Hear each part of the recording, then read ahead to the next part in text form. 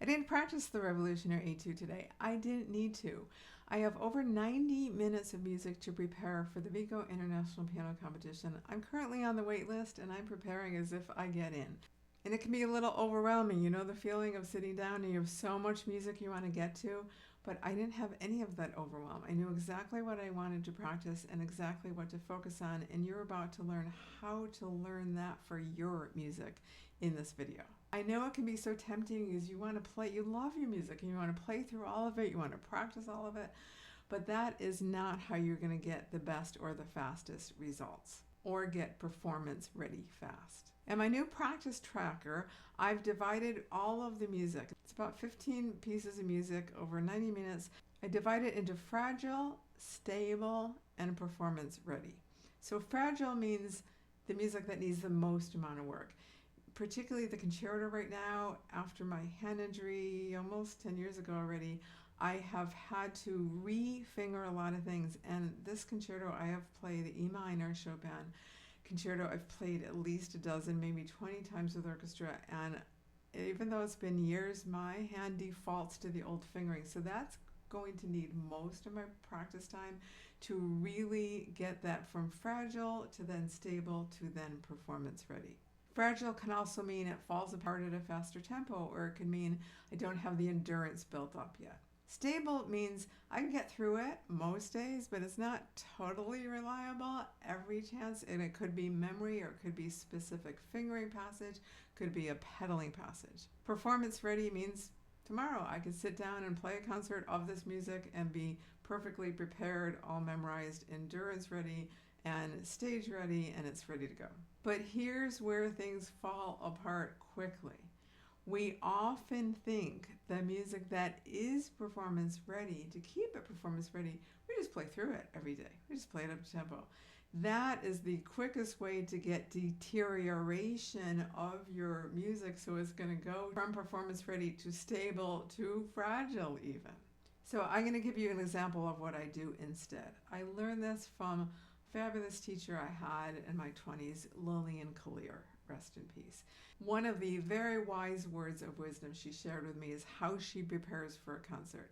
She took her music and she played it slightly under tempo, not slow, but slightly under tempo and also slightly under dynamic. So the dynamic range would be there, but a fortissimo would go to a forte would go to a mezzo forte, and so on. And what happened when she did this, and I've been using this for years, is that the places that are weak show up in that under tempo that often don't show up, or we often want to brush under the carpet when it's at full tempo.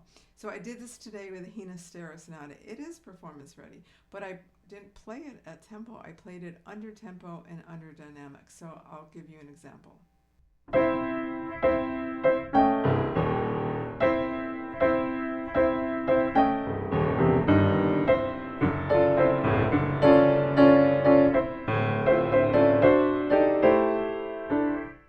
When things are under tempo, again, they get very exposed, and it is like walking on eggshells, so that you know the specific parts to practice. In my fragile parts, I always like to know exactly where to start the next day. So for example, I was practicing the Chopin E minor piano concerto.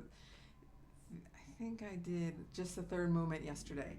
And so what I did is when I'm at the piano, I don't like to be dealing with digital equipment unless it's just reading my iPad, my music score on my iPad, and then it's on Do Not Disturb. I don't like to go back and forth from piano to technology. So I keep a notebook by my piano and I write notes. So these notes that I wrote in the column of my performance notes, I wrote down first here, and then later when I wasn't practicing, I transferred them into the Google Sheet. And for example, writing down third movement, starting on page 59, the fast lines, page 68, starting at the top, deciding on fingering. I am in an interesting situation with that piece where I'm having to re-finger because I basically have a different size hand than I did many years ago when I learned and performed this piece over 20-ish times with orchestra. So I'm having to have to unlearn fingering that I just know in my body. So it's taking quite a bit more time because I have to undo that. So I would write down specific places. Now, when it comes to memory, in this same notebook, when I was memorizing the Chaconne, the Brahms arrangement of the Bach Chaconne for left hand, it was one of the most challenging pieces I ever memorized. Not to mention I hadn't really consciously memorized in decades. So I created a memory system. Stay tuned, that's coming up in the months ahead. But in the process, what I did is I kept my notebook and I wrote down my notes of what each section meant to me that would help me memorize it. I will go into details later on that. It's definitely a whole separate video. But in the meantime, when I'm practicing the Chaconne and I have that on my iPad, next to the iPad is my notebook, and that really helps me with that.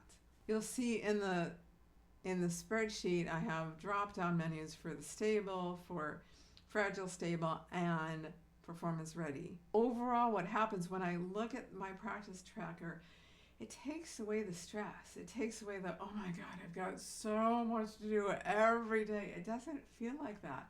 I actually did the opposite. When I created this, I looked at it as like, that is totally doable. That doesn't feel like that much. In addition to practicing, I've got a life as you do. I run a business, always exercising my dog, and there's a lot going on. So this really helps minimize the stress and, more importantly, bring back the joy. I just want to add a side note that I will tell you, whether I go to Spain or not, it almost doesn't matter, because I am in such joy practicing this music. Particularly every night I work on the concerto and I'm in ecstasy, I would call it. Just loving relearning this piece, bringing it back. This piece lives in my soul and it's just bringing me great joy. So while I'm preparing as if I'm in, I win either way. That's the way I look at it.